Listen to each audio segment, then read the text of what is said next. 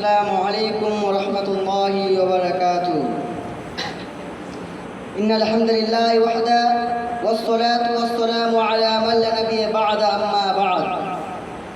أعوذ بالله من الشيطان الرجيم. بسم الله الرحمن الرحيم.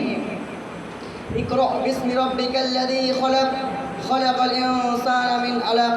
اقرأ ربك الأكرم الذي علم بالقلم علم الإنسان ما لم يعلم.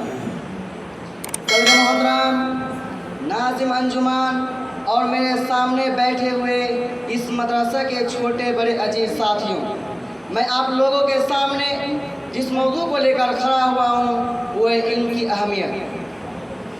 اقرأ باسم ربک الذی خلق خلق الانسان من علق. اقرأ ربک الاکرم الذی علم بالقلم علم الانسان ما لم يعلم. ابھی جو آیت کریمہ آپ کے سامنے پڑھی گئی ہے یہ سب سے پہلی ہوئی ہے جو محمد صلی اللہ علیہ وسلم پر اس وقت نازل ہوئی جب آپ صلی اللہ علیہ وسلم غار حرا میں عبادت میں مصروف تھے کہ اچانک حضرت جبریل علیہ السلام آپ کے پاس آئے اور کہنے لگے اے محمد پر. آپ صلی اللہ علیہ وسلم نے جواب دیا میں تو پڑھا ہوا نہیں ہوں. پھر جبریل علیہ السلام نے آپ صلی اللہ علیہ وسلم پکڑ کر زور سے کھینچا اور کہا پر آپ صلی اللہ علیہ وسلم نے پھر وہی جواب دیا میں تو پڑھا ہوا نہیں ہوں. اسی طرح 3 مرتبہ حضرت جبریل علیہ السلام آپ صلی اللہ علیہ وسلم کو زور سے کھینچا اور کہا اقرأ باسم ربک الذی خلق پر اپنے رب کے نام سے جس نے پیدا کیا. خلق الانسان من علق جس نے انسانوں کو خون کے لوتھڑے سے پیدا کیا. اقرأ ربک الاکرم جس نے اقرأ ربک الاکرم تو پڑھتا رہا تیرا رب کرم والا ہے. الذی علم بالقلم جس نے قلم کے ذریعے علم سکھایا. علم الانسان ما لم يعلم جس نے انسانوں کو وہ سکھایا جسے وہ نہیں جانتا تھا. علم حاصل کرنے کے لیے آپ صلی اللہ علیہ وسلم کو تاکید کے ساتھ حکم دیا گیا، ساتھ ہی علم حاصل کرنے کے ادب بھی بتا دیے گئے اور قلم کی ضرورت بھی بتا دی گئی جس کے استعمال سے انسان علم عمل علم کامیابی حاصل کر سکتا ہے. علم حاصل کرنا انسان کے لیے کتنا ضروری ہے کہ اللہ تعالیٰ قرآن مجید میں بار بار یہی فرماتا ہے. اہل علم اور اہل علم کا تذکرہ کیا ہے کہ چنانچہ سورۃ البقرہ میں اللہ تعالیٰ فرماتا ہے وَإِذْ قَالَ رَبُّكَ لِلْمَلَائِكَةِ إِنِّي جَاعِلٌ فِي الْأَرْضِ خَلِيفَةً قَالُوا أَتَجْعَلُ فِيهَا مَن يُفْسِدُ فِيهَا وَيَسْفِكُ الدِّمَاءَ وَنَحْنُ نُسَبِّحُ بِحَمْدِكَ وَنُقَدِّسُ لَكَ قَالَ إِنِّي أَعْلَمُ مَا لَا تَعْلَمُونَ. اور جب تیرے رب نے فرشتوں سے کہا کہ میں اس زمین میں خلیفہ بنانے والا ہوں تو انہوں نے کہا ایسے شخص کو کیوں پیدا کرتا ہے جو زمین میں فساد کرے اور خون بہائے اور ہم تیری تسبیح اور حمد اور پاکیزگی بیان کرنے والے ہیں. تو اللہ تعالیٰ نے فرمایا میں جو جانتا ہوں تم نہیں جانتے. وَعَلَّمَ آدَمَ الْأَسْمَاءَ كُلَّهَا ثُمَّ عَرَضَهُمْ عَلَى الْمَلَائِكَةِ فَقَالَ أَنبِئُونِي بِأَسْمَاءِ هَؤُلَاءِ إِن كُنتُمْ صَادِقِينَ.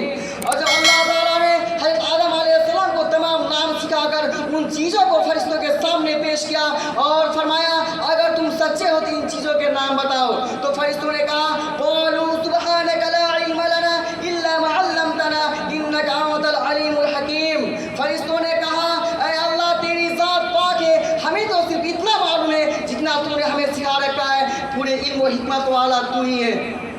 اور اللہ تعالیٰ نے فرمایا قال يا آدم أنبئهم بأسمائهم فلما أنبأهم بأسمائهم قال ألم أقل لكم إني أعلم غيب السماوات والأرض وأعلم ما تبدون وما كنتم تكتمون. اور جب اللہ تعالیٰ نے حضرت آدم علیہ السلام سے کہا تم ان چیزوں کے نام بتاؤ، جب آدم علیہ السلام نے ان چیزوں کے نام بتا دیا تو کہا کہ میں تمہیں سے نہیں کہا تھا کہ زمین و آسمان کے غیب جاننے والا میں ہی ہوں اور میرے علم میں ہے جو تم ظاہر کر رہے ہو اور تم جو چھپا رہے ہو. ان آیت کریمہ میں اللہ تعالیٰ حضرت آدم علیہ السلام کی فضیلت فرشتوں کے سامنے اظہار کیا اور حضرت آدم علیہ السلام کی ایسی صلاحیت و ودیت کر دی تھی کہ زمین و آسمان کی علوم و دفنون اچھا سے یاد کر لیے تھے، اچھے طرح سے یاد کر لیے تھے. اس کے بعد فرشتوں نے اس صلاحیت کے محروم تھے، اس لیے اللہ تعالیٰ نے فرشتوں سے کہا تم آدم